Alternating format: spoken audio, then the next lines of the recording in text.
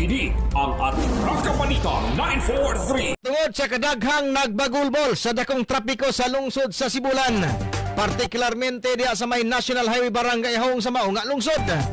Gibot niya kagabong adlaw Lunes ni Negros Oriental Governor Ruil Aragay digamo sa mga lokal nga tigbalita kabahin sa dakong problema sa trapiko sa National Highway Barangay Ahong, lungsod Sibulan sa kupling probinsya sa Negros Oriental. Sumala pa ni Governor digamo nga makikalayon siya sa Department of Work and Highways kon DPWH sa Second District Engineering Office aron masulbaron ang trapiko sa maong lugar. Dugang pa ni Governor digamo nga iya nga manduan ang taga DPWH nga mangita sila gapaagi nga masulbad kanang dakong trapiko nga masinati adlaw-adlaw sa mga biyahero. DPWH engineer to attend to that problem because that's not the way contractors do their thing. Mukreate sila og mukreate sila og traffic.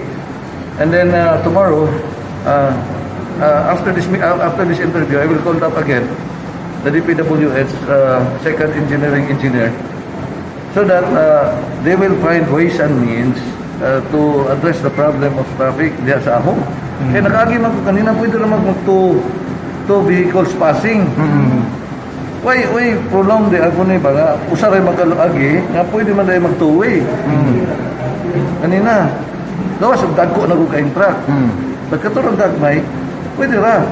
Usang dako, usang gamay o gagmay, they can pass. So, I will suggest that pa atog yung sulbaro ng problema ha. I promise you that. Kini ang Atraka Balita 943. Si Negros Oriental Governor Ruil Aragay digamo ang nihabi kinis lokal nga tigbalita sa dakpais tubagay tay kauban ang Atraka Balita 943 News Team.